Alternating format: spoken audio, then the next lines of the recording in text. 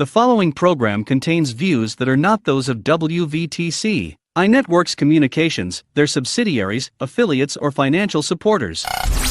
Winning victory through Christ, WVTC Allsip Chicago, and iNetworks Communication Station. Good evening, ladies and gentlemen. Welcome to the WVTC Radio Show, Chicago. This is the Dbarge Show. We're here live with you in Allsip, Illinois, and we're going to share content tonight with not only the United States of America, but 60 countries besides this one. And we're going to open up today. We're not going to waste any time. We're going to get right to the point. We got a great individual sitting to my left. Wow, really? His name is George Namho from the tribe of Namho. Very good. He's a wonderful individual. I've been knowing him for about 6 months. He's a miracle worker, a man of excellence, a man of integrity, a man of production, a man of wonder. Sometimes I wonder how he did it. Yeah, very good. I'm going to let you describe all these tremendous capabilities that you have professionally, because you'll do a lot better job than me. Mm-hmm. Okay. I'm just going to be a witness and an example of his wonders and his work. George Namho. Thank you, Dbarge, and thank you for being on the show today. And thank you, WVTC family. Wonderful, wonderful time. Yes, sir. So all those accolades are sort of merited, but not really. It's a gift given from God. And so, as a result, my mantra is God's excellence or nothing. So when I met Don and his wife, Pam, a.k.a. the General, they came in and they had a need to get branded. So my branding gift is a gift. And so if I can see it, I can make it. That's the whole mantra in the simplest format. So when we sat down and talked, you said, George, had a guy, he started on the site and then we can't find him.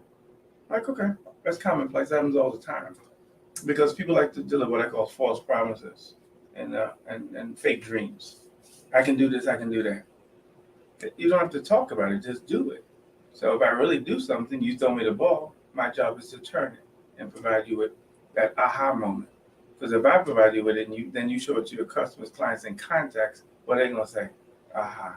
And they want to do business.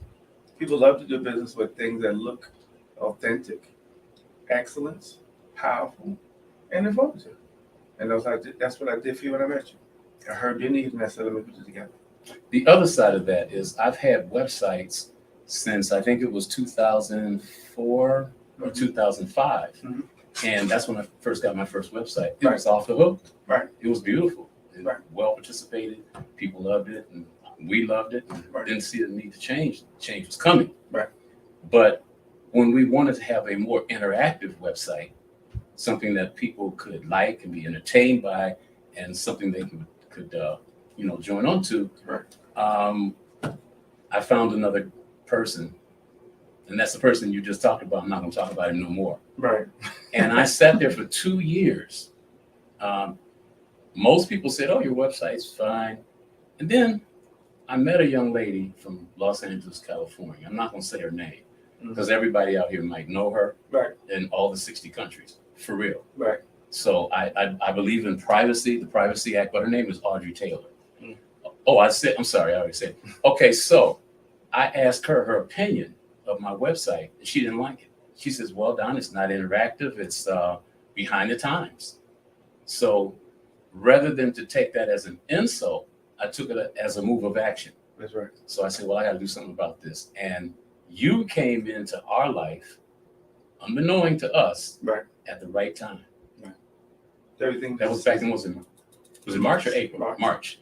We met you in March. Mm-hmm. And I have to go further than that because God knows how he works and wonders. Right. The first person I had to meet to make this happen was Franklin Morris, Reverend Morris. That's correct. He's the president of this award-winning radio show, the best talk radio internet in America.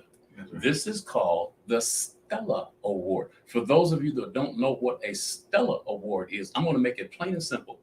This is the best award, and they only give one. There's no such thing as a runner-up. Right. There's no such thing. If you get nominated, that's wonderful. But if you get selected, that's beyond. And real quick, let me just say this. The first person that ever won this award was Mahalia Jackson, the Claire Ward Singers, the Five Blind Boys of Alabama. the Edwin Hawkins singers, Thomas A. Dorsey, the Barrett sisters, Andre Crouch. I'm not going to even bore you to say the rest of them. I'll flip it over and give you a few of these.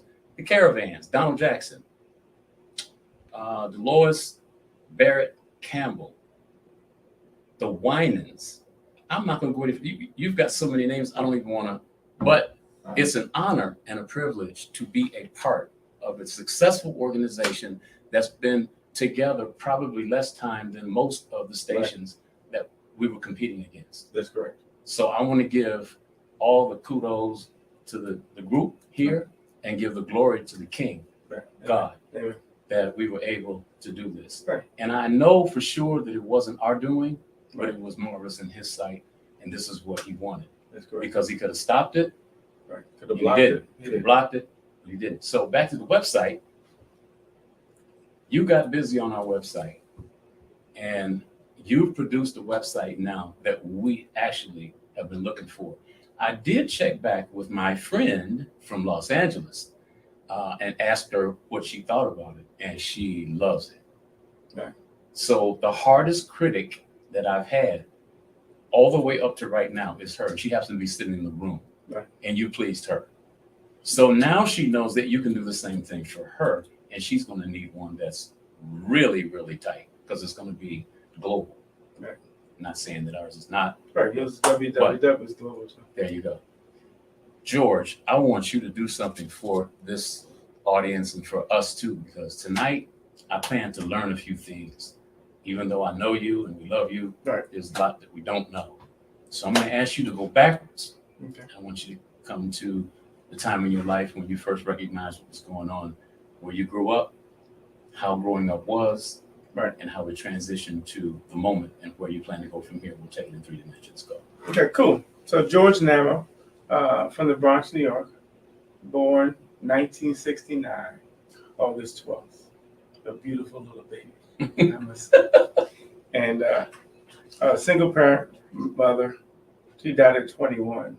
So my whole life has always been about, you have to be an adult faster than most. Because remember, my brother went to the military. I have a brother who's 10 years old. He went to the military and left that when I was 8. He was 8, I was 7. So that leads me to adult to the house. There is no father. I remember my father in prison. He got a picture sitting on his lap. So he used to go shopping. My mother died of an aneurysm at 21, but way before that time, at 7 years old, we talked about everything. So she gave me the playbook for life. And she told me to win. And remember, she never left the house that often. She was sort of very sick because of the aneurysm, because of hypertension, because get with your checkups, know your numbers. Little plug for that. Because that's what we like to often push away stuff that makes more sense. We worry about money. Stop chasing the money. Chase God, number one. The bag will follow because he'll fill it for you. You'll catch that next week.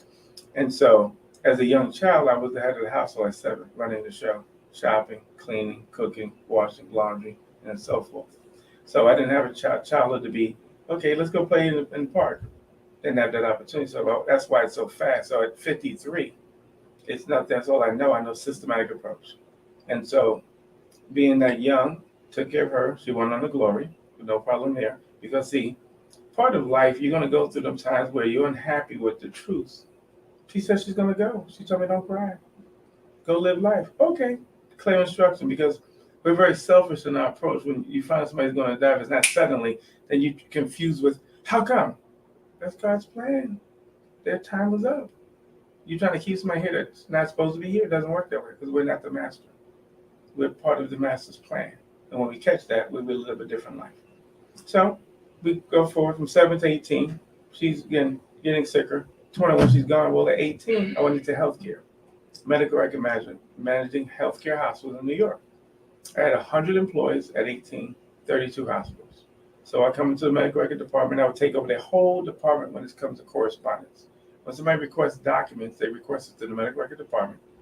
My staff would copy it, send it out, bill for it, and that's how we made money. So when I met my former boss, he was again African-American guy and a Hispanic lady. He said, you're pretty sharp. I said, you think so? He's like, I want to promote you. So he promoted me a week after getting hired from just a copier to running the show. Did that for 18 years. And I still would have been in it, but my last company sort of did a dangling carrot. That's why I'm such an entrepreneur, because You'll go to a job and the job is good today and it's beautiful and honey, we're going to go buy a house. You go get a 30-year debt on you and expect that to be guaranteed that that check will be there. That's not realistic because they can change the rules. But when you're an entrepreneur, they can't change the rules. You take and go kill it, you clean it, you cook it, you eat it. You control the controllable is my favorite word. So the company was at, we sat down and the guy said, I'm going to get out the copy of business. Okay, that sounds good. What are you going to do with it? I'm going to do what I've been doing. I'm going to make the hospital responsible for giving me the equipment. So I don't have any cost there. I'm going to pay the staff even more money because the whole thing about payments and income, people are starving out here. They're getting paid below what makes sense. So if you go above and beyond, then they'll be dedicated, they'll be diligent, they'll be faithful to you. People don't understand that. Other ethnic groups do understand that. They pay well, on-site daycare, cleaning, laundry. Yeah, because I want to take care of you. I don't want you to have to struggle in the work. How do I go clean? I have 2 days off a week. They work you so hard that you're burnt out and spent. So how can you be a good husband, good wife, good anything? Nobody's counting that cost. So now, past in the pandemic stage, mental illness becomes even greater because people are struggling with reality. And it's been impacting your life. And now even more so because there's no more stimulus. The golden cow was gone. It's been cooked. And somebody ate it all. That's right. So at 18, we were running that, worked fine. I was married the first time. I was 18. Got married from 18 to 28. Had a good wife. I was a different person. My relationship with God wasn't there at all. So he left, crushed me, laid on the floor. Couldn't get up. 6 months. But before that happened, I was in my office in the back. He said, if you need prayer, call this number. This is what changed me to become who I am. Called the number. If I need prayer, wife want to be with me, she divorced me, can't handle it. Okay, let's pray. She prayed. And when I hung up, she said, if you need more prayer, call back. I said, I need your personal number. She said, call back this number. I said, I need your personal number. It was funny. She sent one on the glory. But what was funny about it, I thought it was like hours. It was like 10 seconds. So yeah, here's my number because God told her that's your assignment. Again, so I have a show on the network, on the WBT network called Mama Anna Show. I have a kindred spirit for Mama Anna because she does the same thing. She loves on you where you are, but she's no nonsense. She's actually, that's like her twin, same spirit. That's what made her connected. I was like, what'd you do? She said prayer. I said, oh, I know I'm familiar with what it does on the output. When it takes and changes your life, somebody prays, say, Mama Anna is like Mama Abdul. Abdul said, yeah, stop crying. Where you at now? I'm going to the gym. Okay, go to the gym and then come back and read the scripture. And she stayed on me. I said, Mama Abdul, I'm going to a date. She said, date? You ain't got the time for no dates. That's what got you in trouble in the first place. Not dating, but the blocker. He's using that distraction because he doesn't want you to learn that word. So she was the first person that got me back from the brink of death because the devil was trying to sift me as wheat. And once I understood, I said, this prayer thing works. She said, no, it's not the prayer, it's the relationship with God that works. Mm-hmm. And through that, here's his toolbox. And it wasn't third party. You ain't got to come to a pastor. Here's the door. Go talk to daddy. Direct. So fast forward 28, 32, I meet Dr. Dbarge, my spiritual father in Atlanta, Georgia. He's in Marietta, Georgia. He laid hands on me one day and said, you're going to preach, prophesy, pray harder. You're going to have the greatest ministry in the world. God told me to tell you. And I'm the person that I don't do the falling out. I might be wrong, but I don't have to do that. What you say? Okay. You fell in. I go to work. Because see, the falling out doesn't make the action. The diligence, he said, will make you greater. The diligence will enlarge the church. You fall out and then get up, that's nice, and then no work is done. No consciousness there? No. The body God is a conscious God. Right. So the body of Christ is weak as water. And so we want to subdue kingdoms. He said that in Genesis, not Revelation, but we ain't subduing nothing. Because we want to be seen. It's not the seeing part. Again, when you go to bed at night, you have to ask yourself, God, how many souls I bring to you for glory? Now you make him happy because he goes, that's what I want. The things I give you is all for me. So point it back to me. They'll come. It'll be easy. We had a show earlier today with Mama Anna and the guest preachers, and she has a thing called pastor care. It's like a person has self-care. You have to unplug from doing that because people are pulling on you, and this person died, and this is happening. They got no money, so it becomes too much. That's why 700 preachers every single month quit ministries at all levels of education, and even the one with no papers, they gone. Can't do it anymore. Burnout. You care too much over serving the people and not serving God. And the devil came in and said, thank you, got him. Bye-bye. So we have to change that paradigm shift. And once we do that, it becomes, Don, why you laughing at me? It's funny because it's the truth. Because he's checking off the boxes for us. He goes, I don't need you because that gift that you got may connect somebody that I don't want you to connect. So when you leave, he celebrates you. You know, we celebrate when we get somebody in heaven. The devil celebrates too. And people are not realistic in their approach. They want to be deep. No. And spooky. Right, exactly. Right. It's like, no. Very systematic. So, in this walk, he prayed for me that what the God says are cool. And then God gave me a prophetic gift. I have a gift of acronyms. They just come. I got about 300 in total, copyrighted in the book. And so that acronym gift is like second nature. I just get a list and it just shows up. And I can do it in minutes. But it's a gift. See, I don't have to take ownership because it ain't mine. I'm the steward of the gift. And so it lets it flow better.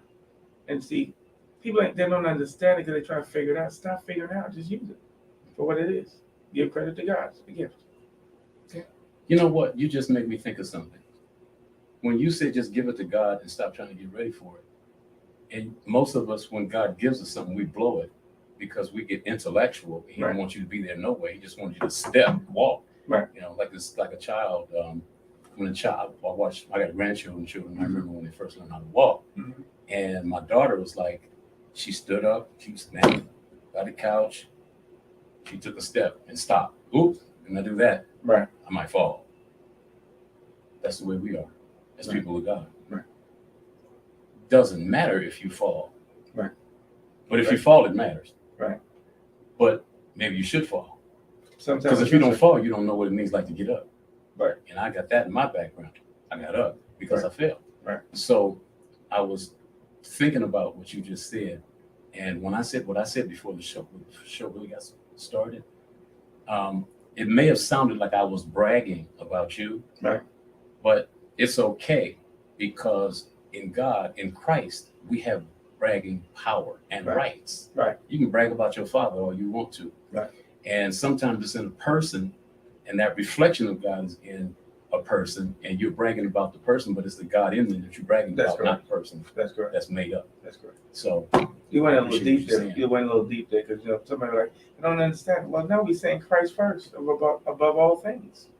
But yet he wants you to look good, drive good, have a great marriage, have a great relationship. So he's bragging on you too, but we don't give him enough to brag about. Because he scratches his head when the stuff that we do. He's like, I put it right there. Highlighted it, put a sticky note, you press the button, it talks, and you still mark the wrong answer. Why? It's an open book test. How are we failing so miserably? Because we're not understanding patience, timing, season, the gift. People are looking for gifts within that. There's no such thing. I was at a baptismal service this past Sunday. Mm-hmm. Should I tell them what church? Yeah, definitely. Sure. Valley Kingdom Ministries. Anybody know about that church? Mm-hmm. I'm not familiar. Very nice church, mm-hmm. Big. The pastor of the church was one of R. Kelly's best friends. They ran together. And one of the people that he baptized was his buddy. Mm-hmm. So before he dunked him in the water, he says, now y'all need to know something. I've known this brother for a long time. Right. I'm shooting, right? We are. He said, this brother and I were with R. Kelly for a long time. And I said to myself behind the camera, I said, well, something or somebody must have shown you that it was time to stop hanging out. But he's got a big church, got a lot of members, a lot of stuff going on over there, and I hope you get to meet him. But the whole thing is, I think people get emotional. We're emotional people. We have to show it, and sometimes emotions can be cloudy. They can cloud our thinking and reaction time. Right. Because we could be overwhelmed so easy with things and with God's glory. And he wants us to accept those things. I was getting back to the example of my daughter and granddaughter when they started walking. He said, one step, and I don't think I should go any further than this because I'm risking falling. Even though I'm holding onto this couch, even though if I let go, I can take 2 steps and grab it again. Right. So they eventually do that because they get the confidence. If we had that kind of confidence in our Creator, we say, if I take a step and fall, he's going to pick me up. Right. And I'm not going to lay there without energy. Right. I'm going to start doing for self so that he can help. I used this example before and let you keep talking because I don't want to get going too far. But that's easy to do. Right. Just go. Right. You got the easiest solution to the problem. Go. He told the woman, the prostitute, get up and go. Right. And sin no more. Right. Well, she's not going to do sin. She's going to do something else. Right. If you do the opposite of sin, then you know where she's going to wind up. Right. Tell me about your current life. What are you doing with the tools that God gave you? Okay, so in the kingdom, God's given me a lot of different kingdom tools that can help evangelize the body of Christ. Because guess what? If you help the people get together and understand how to win, we all win. And so, since the pandemic, churches are closed and haven't opened back up because of what? One reason: financial lack and thereof. Some people won't return back. COVID is not over. COVID is curved. Okay, COVID, because even the World Health Organization hasn't given COVID an end date. Everything has to have an end date when they have a pandemic, so it hasn't got there yet.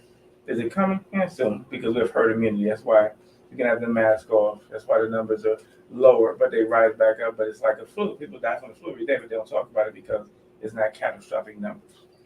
So, in saying that, one of the tools that I've come to call Swab Up. Let me tell you how we got the Swab Up. Well, Swab Up was birthed out of what I told God. I told God exact words: "This is foolish." He said, "Really? It's foolish." Okay. Being in COVID, I was with a company, I won't name their name, but with a company in the COVID, at the height of COVID, and simply they set up trailers at churches to help the church make money. That's okay, but they had no integrity. They were chasing the bag, the money. Couldn't get nothing about anything else. They get a church, hey, here's $5,000 for the trailer. Church ain't gonna say nothing. They're going, sure, per month. I paid on the first, so it went along because they're also chasing the bags. We had 2 bag chasers. Not good, but the bags got hold. So did that for about, we'll say 12 months, and didn't like the structure. And I'm like, this is not working. Something's off. They don't have integrity. And if you play like you don't have integrity, you don't trust God. So I mean, the income is great, but you got to walk away from good income. God, I trust you. I'm gonna walk away from that. You're gonna provide more, like you said in your word. So got out of that. That ended. They went out of business because of COVID curved. So they shut down all the operations. The word free you saw all over the country. Free COVID mobile testing or free COVID testing. That went away March 22nd, 2022. Well, after that happened, right before that, probably like February, God said, I want to open up a company. I said, what, COVID? That's foolish, God. That'll never work. He said, okay. You told God it was foolish. Right, foolish. And so people say, that's disrespectful. No, you don't understand what I asked him. I said, it's foolish. Right. I didn't say it wasn't. That's my daddy. I mean, you're my father. When you got an issue, I should be able to come to you and tell you the truth. So the truth was it's foolish. He said, okay, try me. That was his response. So I was testing a food ministry, a little small one, every Wednesday. 2 weeks prior, I did 5 tests and 6 on the second week. The third week, he said, take your last 120 in your pocket. Go to cash second place, turn it to $5 bills.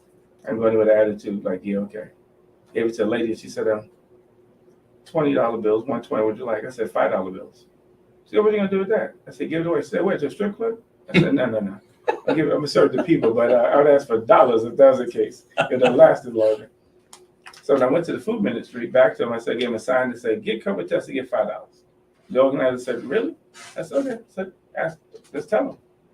So he told me, get COVID tested, get $5. The guy said, huh? Where I get that at? Remember, you guys, groceries in the hand like this. He excited. He want $5 more. I said, okay. So I followed George's name. Back then I had a computer, but I still have a computer. But in the African-American community, it's just what it is. They don't have technology. Technically, my thing is a system you can scan a QR code, BARGE and stuff. They don't have that. So I'm in there typing head down like this. What's your first name? Last name? Gotcha. I looked up and it was filled. I'm like, no. Hold the press. Let me ask you a question. Why are you all in here? And nobody was saying that. I said, okay, we got about 2 seconds on answer. I'm packing it up. And one guy said, oh, George, I just want to get tested. I said, strike 1, and 2 is connected to 3, so it's a combo. Guy fully tatted up on his arms. Just got a joint. He said, forget all that, Doc. I'm trying to get that money. I said, thank you. That's 24 minutes, I gave away the $120. Drove away with tears. My guy said, who do you believe now? You wasn't crazy, was it? You just didn't understand. You disobedient. We so disobedient to God. When he says, do something, you must do it now. Not next week, not next year, but now. Because your destiny is tied to that obedient act. Right now. Because I'm serving the people. That's why it works. Remember, they look forward to them $10 bills, $10 I was 5 to 10. They look forward to it because they can eat off that. In Satan's world, you would be extremely dangerous if you had an army, right? And you were the commanding general, right? You know why? Right. Because he loves poverty for them, but he wants all the riches for himself. Right. Greed. And I love what you're doing, and it does cause emotion. Right. See, the thing about it, which is interesting, is I know what I told him. Foolish. Do what I tell you to do. How many people? He's talking. He's emotional right now. How many people? They don't see you crying. Oh my God. How many people disagree with God? If God tell you to do something and you say, "That's foolish, God." Right. Where is it written anywhere and real, especially in the hearts of men, where you can't have a conversation and a discourse with God like you have with your friends? Nowhere. You can't. Zero. You can't. Never happens. Right. In fact, not realistic. I heard and read somewhere in the Bible where there was a wrestling with an angel. That's correct. That means there was opposition to God. Right. He's wrestling until what? He blessed him. That's what he said, right? Okay. So that means you can pin him down, but you just can't. Again, at the end of the day, he has no power to wrestle. He has power to disobedience. Right. And so what he said in the Bible, I'll take the foolish things and confound the wise. It's foolish. Right. Yeah, okay. All the people who I'm going to do testing. Right. I'm going to give you $5. They're going to go for it. No, they ain't pass go for it. They break their neck for it. And so that's why it's amazing, because he shows you something that's simple, and then he's not in the copy business. Nobody does what I do. So I pull the rein. There's no geographical boundaries outside the country. I can do any place in the state. I think some people went on Facebook, though. They went on Twitter, Facebook, Instagram. They went on all the social media sites and websites, and they couldn't find another George doing the same thing. Or somebody that ain't George doing the same thing. So you're unique. Right. But it's because of your relationship with God. And you're using the gift that he gave you. Because the gift at the end of the day, if I ask you, Don, what's your real gift? What is it? Photography? What's the gift? Are you asking me? Yes, that's my question. My gift is reflection. You know, I'm a reflection of God. Right. Otherwise, I wouldn't be here. That's correct. So if you see God over there, it's like when the sun shines. When the sun shines on the earth, it shines on on objects that the light is casted on. That's correct. The other side of that is the reflection. The reflection's still there. It's part of the sun. It's the part you can't see. And you're bringing up the part that people want to see. I think right now is a good time for a break before they warn me, because by the time they warn me about the break, we'll be ready to keep going. Right. So we're going to take a station break for a couple of minutes, and we're going to come back. Ladies and gentlemen, please don't take your hands off the steering wheel. This is WVTC Radio, winning victory through Christ, Chicago. Please stay with us, and we'll be back for the second segment. In just 5 years, WVTC Radio has gone from a small laptop and microphone to a two-city powerhouse of praise that is now a Stellar Award-nominated outlet for Internet Radio Station of the Year. It would be easy to sing our own song about how far we've come, but we'll let the over 40 pastors, evangelists, and churches that have come aboard in the past 6 months do that for us. Maybe it's time for your ministry to join the flock and expand your reach to the masses. Secure your spot now on the WVTC Radio Network by calling Reverend Franklin Morris at 708-612-1362. That's 708-612-1362. Or visit us online at WVTCRadio.com. WVTC Radio, where we're winning victory through Christ. Got a sweet tooth for some cheesecake? Look no further than Ella Lee's Treats. We are the leaders in cheesecake cuisine. Whether your favorite is banana pudding, caramel, peach cobbler, or red velvet, Ella Lee's Treats has the cheesecake to wow your next event. Get one for yourself or gift one to a loved one. All cheesecakes are available by pre-order, and we deliver. Soothe your sweet tooth with a cheesecake from Ella Lee's Treats. Order yours now at ellaleestreats.com. Email to ellaleestreats@gmail.com or call 779-206-5044.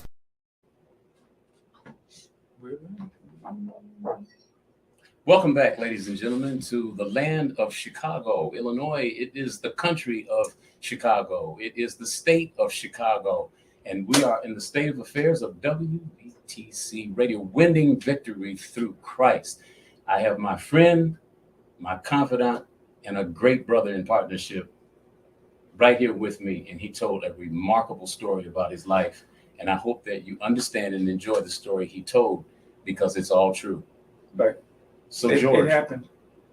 it really happened. And you can see the parts that you couldn't hear George talking. He was a little emotional, and it rained in here, inside, just a little bit.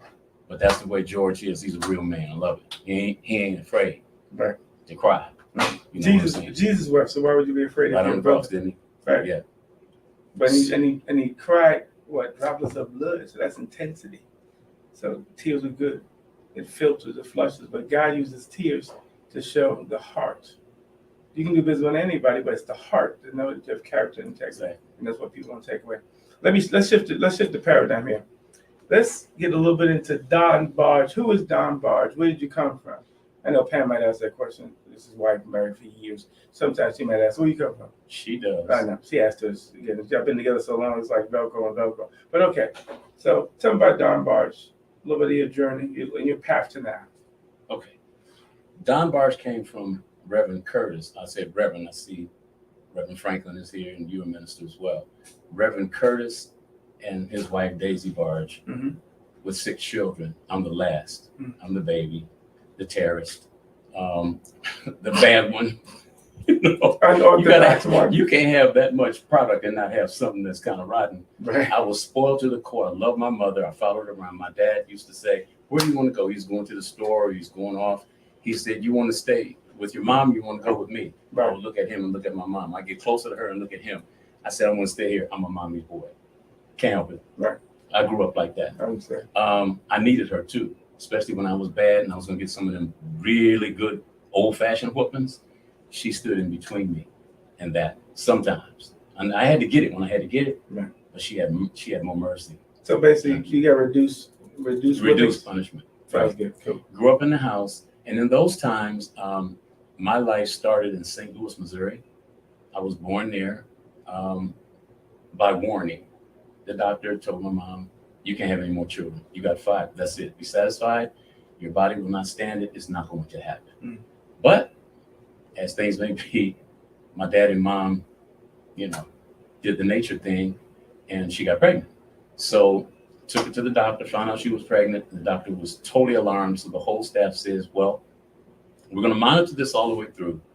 But my dad was about to take a church in Jamestown, New York, which is right by Rochester. And they said, well, you can't go to Rochester, New York until after the baby's born. We got to see her through this, right, to see what's going to happen. So they kept her under care, and then I came. And then they left to go to Jamestown, New York. We stayed there until I was 5 years old, and we came to Evanston. He came to Evanston. He built a church there. They were worshiping in somebody's home. They built the church. He left them with that church, came to Evanston. That church was already in existence, and we stayed there for 12 years. We left. I grew up there. We left Evanston, went to Oakland, California, which I deeply resented because it was uprooting, all new friends. I had everybody that I loved, my friends and stuff. They were all left behind. Right. I felt like I was the one being left behind. We go to Oakland, and my dad took over his church, appointed sisters, parents, Reverend Elton and Sarah Pointer, pastored that church. And the reason why we went is because Reverend Pointers, the both of them, wanted only my dad to pastor that church. Right. For what reason? I don't know. It's a legacy. Right. So my dad, after a year of contemplating, he took it and they left it open. So we got there, did the church, and then growing up, I got married when I was 20 years old, young. I did something like you, messed it up. Had 2 children out of it. That's the great thing. Wasn't no mess up there. Right. And just lived, went through, the vicissitudes of life, went into sales, went into business in the insurance business, went into business in the car business and stuff. And then let's speed it up. We get all the way to 1989 when I met Pam. She was living in Chicago. I'm living in Oakland. She came there to visit. And on her visitation, her last 24 hours, I met her. It was a fluke. My best friend wanted me to come to a comedy show. I said, I'm not going nowhere. I was hard-headed. Then he said, if you're my friend, you're my best friend, you'll help me. That's right. And helping him was to take him out of the third wheel position because he had two women and it was him. So I said, I'm going to do this for you this one time because you're my best friend. So I came, I showed up, I met her. We had a conversation. Right off the bat, we started talking. And that was October 31st, Halloween, 1988. Wow. And we've been talking ever since. Wow. Amen. And that's been like 33 years now. Amen. So we've had a long conversation that had many segments to it that leads up to the moment we're at right now. So then I went into the photography business and became a photographer and provided video and printing, stuff like that with her. She left her job at Quaker Oats, came, joined me, and we've been doing a duet since then. You know, we've engaged some other people, but we'll keep the focus on us. I'm telling as fast as I can because this show's quick. Cool. So, quick question. Questions? You were married one time before. Mhm. You said messed it up. Mhm. Now you found a mate and a wife and a supportive help to help you win. What impact does it have on an entrepreneur's life? Tremendous. It gives you foundation because everything that God created has a male and female side. I didn't have the female side. The female side of me is what you're looking at. Right. That's that real. You know, now Right. she's not like me, she's like her. Right. Men and women are not alike. Right. Okay. However, the unlikeness or those two parts when they're put together is like negative and positive. When you rub them together, it's a spark. The spark is life. Right. It makes it happen. She's the foundation of everything that I do. Right. She's always ready and quick to solve problems, even if I'm the problem. Right. Sometimes I get my own foot in my way. You know, Oh, we talked gotta about change that. shoes. We talked about that in the beginning. Where did you come from? Why are you not thinking right? And so that's an amazing testimony because that's a very hard thing to find as well in the body of Christ, that oneness. And you've done it 33 plus years and still doing it. And again, not just doing it where it's like, okay, you married, but you love each other and the excitement is still there and you have that energy. That's the difference because I've seen it in a lot of couples that are married, but they just there. Like, it's like time to make the donuts. You're like, that's not marriage. It's like God said to be help me. You can do ministry, you can do business, all these things you do together. What do you want to do with your best friend? Of course you would. Well, when I knew the marriage wasn't working in the first one, I remembered a conversation that I had with my ex-wife's dad, who I loved. He was an amazing guy. Right. He was my first older friend when we moved to Oakland, and that family took me in, and I was at their house a lot, ate there a lot. I was a pastor's son, so I was welcome everywhere. And I found in him a certain kind of peace that I hadn't seen in anybody else but my dad. So he got sick. He was on his deathbed. Oh, having a George moment. Sorry. You funny. Oh boy. You better let them tell us. She was my girlfriend. He loved his daughter like there's no tomorrow. Hmm.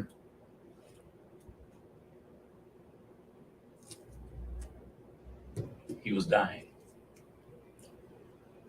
He couldn't talk anymore. So he was laying there. So his eyes were just. So I walked up to him and I knew that would be the last time. So he tried to say something to me. He couldn't get it out.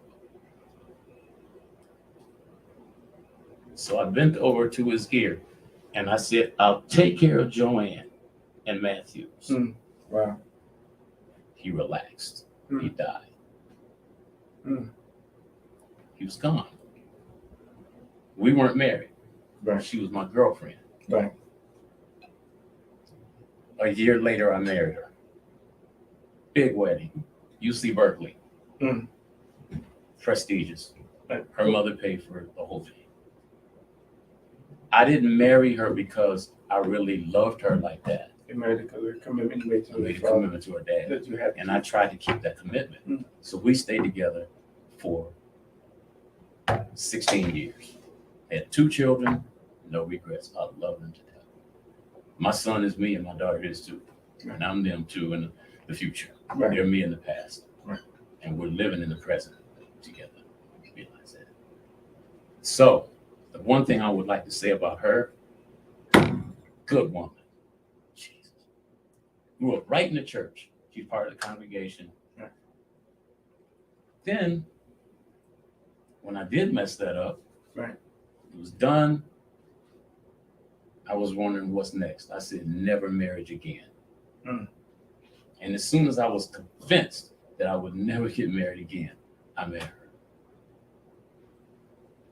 Look at So I came to Chicago. Mhm. It took me 9 months. Mhm. I made it to Chicago, not knowing what I'm going to do. I said, well, my background is in insurance and importing automobiles from Europe. I wasn't going to do that anymore. So I got a job. She told me, she said, you know what? You cannot come here without a job.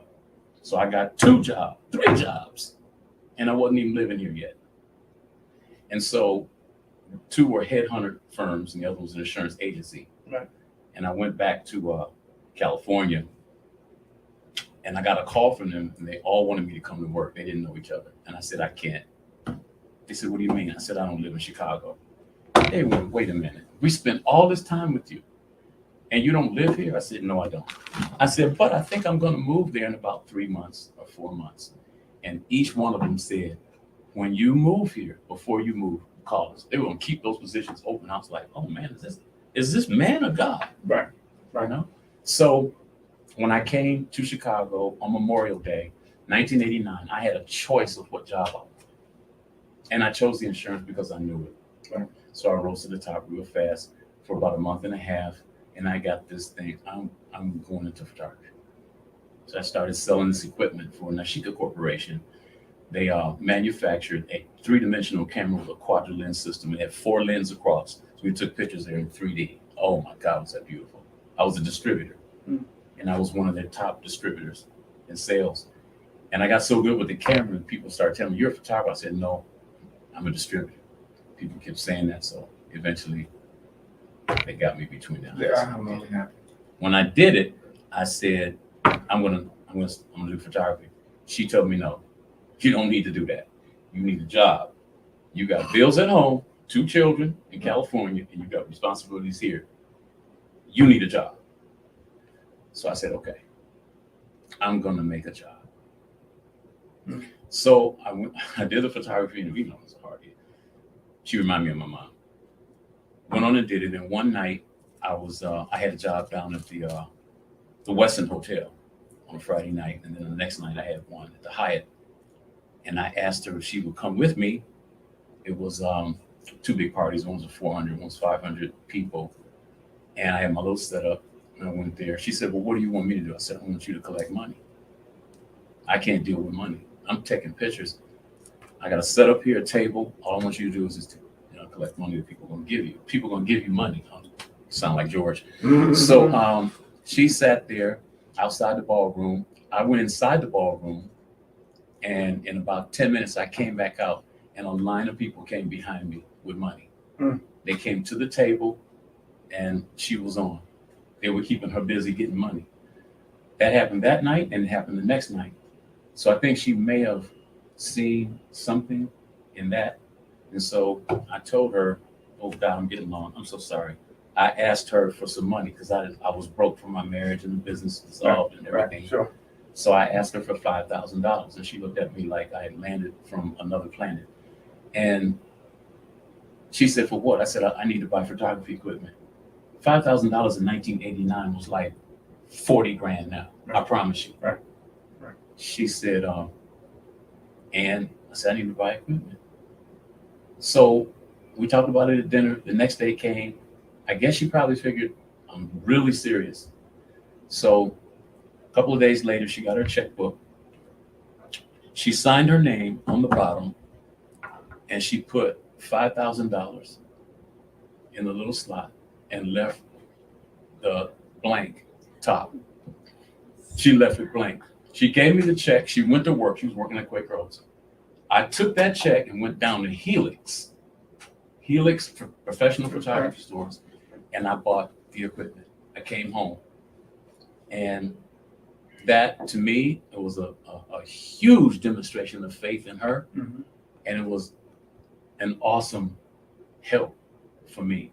33 years later. 33 years later, I can't tell you how many $5,000 that we made. Sure. Blessed. But the greatest gift Blessed. in that statement is, see, believe. The belief is what makes it work when you have a husband and wife team. And she You must believe, right? She You must trusted. believe. And remember, all the way through that story, you gotta get a job. You got responsibility. So entrepreneurs listening, keep this in mind. If you're an entrepreneur, you have a fiance, you have to make sure the house is whole before you run out in the street. Because when you go get that business card, that's not what creates money. It has to take and be able to do what it does. Then, honey, what you think is time? And then that time comes, then you can go down the highway and curve. Don't do it backwards and then have a unbalanced relationship and then go, oh, you didn't believe in me. That's not, you didn't give it in the right position. So that's an incredible thing. Shout out to Pam who's in the room. She killed it. You got to get a job. And you need that 3 of them. But wait, she was going to work, and I was looking around. So I took the first. She gave me her Canon AE1. Right. The Canon camera was so sweet, man. It took the best pictures. Right. Professional camera. Mm-hmm. She was in photography and design. I took that camera and I went down to. She went to work. I said, I got to make some money today. I got to answer a $50 question. Can I make $50 today? I took the camera and I went down on Michigan Avenue and stopped at the mall. I went upstairs, beauty and stuff. I saw women walking with their strollers, women that don't have to work. Mm-hmm. So I walked up to them. Would you like to take a picture? Can I take a picture of you? Right. $5. Oh, I showed them a couple pictures I took. Sure. So I took a couple pictures and I said, I'll call you when the pictures are ready because we had to develop them then. Mm-hmm. So we developed the pictures. I got about 10 customers to go with me that day.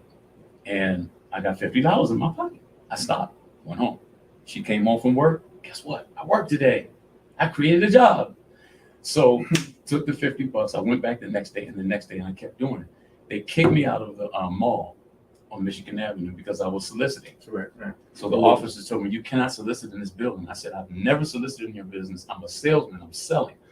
There's a difference. So they kicked me out of the building. I went across the street to the other mall. They kicked me out of there. But by that time, let me tell you what happened. I had a few people that I'd taken pictures of. I mailed the pictures to the people. And when they got the pictures, they called me. I put a receipt in there and says, oh my God, these pictures are awesome. Mr. Barge, can you get me some more of the same pictures? I want some 8x10s, some 5x7s, some 4. My $5 order that I initially took turned into $100 and $107 per person. I said, wow, I like the way this one works. I worked hard at first, now I'm smart. Right. These people are smart. They know what they want. Right. I'm going to give it to them. I ain't done. Right. So that happened. And then it got into weddings. It got into more parties. It started expanding itself. And she provided me with a mentor by the name of Jim Bell. Jim Bell, I hope you hear it. I love you, man. He taught me studio, taught me lighting. He didn't send me to school. He took me to school. I said, man, this stuff is a lot to learn. He said, you stay with me. He took Quaker Oats time. He was the head photographer for Quaker Oats nationwide, right there in the towers. He says, Don, I want you to come in here at 4 o'clock. I get off at 5. I'm going to show you. And at 5 o'clock, this turns into your studio. I still didn't know what I was doing. Right. I said, well, Jim, I can go out and get the clients if you shoot them. So I brought models in. I miss Lisa Ray by that much, but I got Trisha Mann and a whole bunch of other models that came. He took the pictures, and then one day I had a wedding at the University of Chicago. And this was a really big wedding. The sister worked for Quaker Oats. She was the marketing director. I said, boy, I cannot mess this one up. But I got Jim. Jim, my big brother, he gonna do it. So go to the chapel, University of Chicago.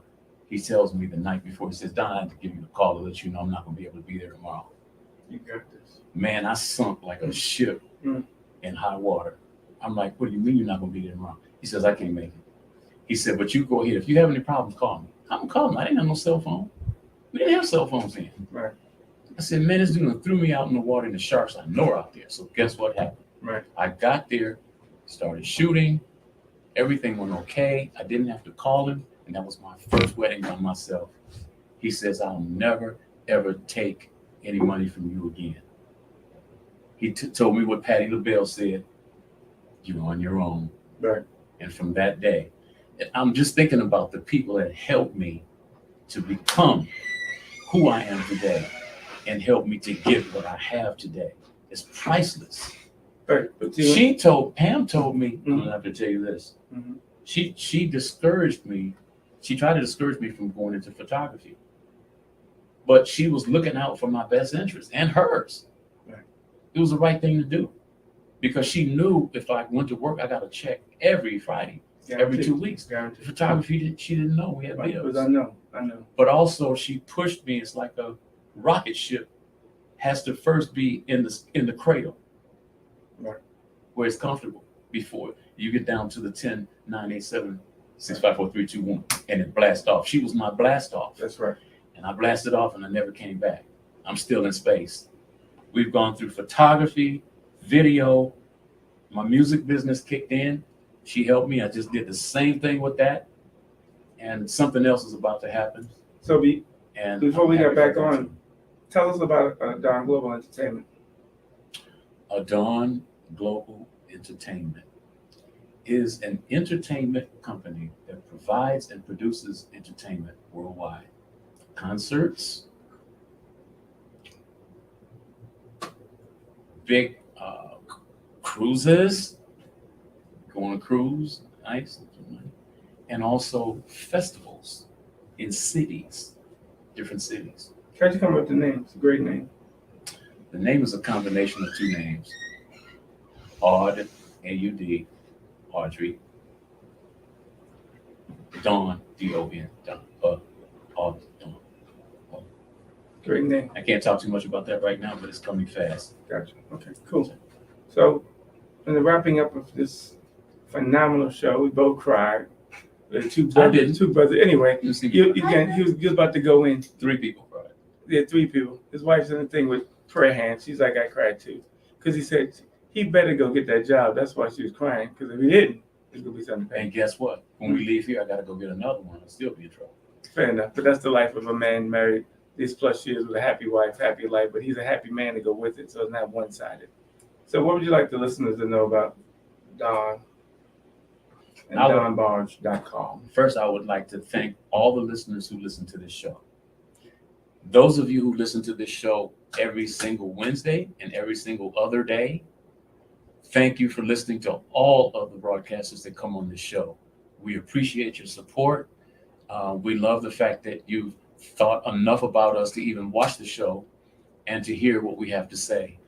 We try our best to bring good content to you.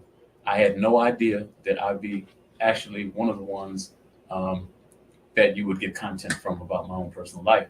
But I think that this is something that needs to happen for every one of the people that broadcast here. That's great. Because this gets people in the chair to know who we are. That's right. I would like, as a takeaway, to thank Franklin Morris for having a vision and having a mindset that was the reason, catalyst, I'll say, that brought me to this place. Right. Because at first I thought I wouldn't do it. And the reason why I took this show with no experience is because if a light flashed on in my head that night, it said the show is not about Don Barge. It's about wonderful people that the masses of the people need to hear and know about. That's inspiring, uplifting, and can help them in their life, either where they've been, where they are, or where they're going. That's right. And when I cognited on that, I said, the most difficult thing that I have to do is be consistent, because I know plenty of people and I will meet plenty others who fit that category. So I'm grateful to the show. I'm grateful to Mr. Franklin, who's behind the camera. I'm grateful to you for being here and helping us out with our business. And I strongly recommend your services as a branding agent and as a marketing person to help people to get their business from the level that it's at to the level it's supposed to go to. Brand them up. Brand them up. Brand them up. And I would like to say thank you once again, everybody internal and external. And I want you to keep the faith, be blessed, do the right thing, stay well, pray, and follow your prayer. That's very important. Every prayer should have legs and arms. Let me add something to that. When you pray, right, you're communicating with God. There's another dimension which you can add to it to get the thing to happen. You get a piece of paper, a little sticky note, and you write whatever it is on that paper. And then put the scripture with it. The scripture's a principle. So if I write on that scripture, Habakkuk 2:3, well, now the Bible says the visions for appointed time, it then runs. So I pray for it, let it run on its own. That's background music. It'll do, but we do one thing and we don't use all the tools in the box. Open it up. God, thank you. I believe in for this great thing to happen. Like, amen. Now let me write it. Stick that on the refrigerator. Stick that on the mirror so you see it. And then it'll come to pass. Yep. Yeah, so principles. Apply the principles and you'll see God's glory faster. Then you won't have to wait as long because you're not waiting on him. He's waiting on you. Now this man right here is a tool. That was a tool I'm going to use.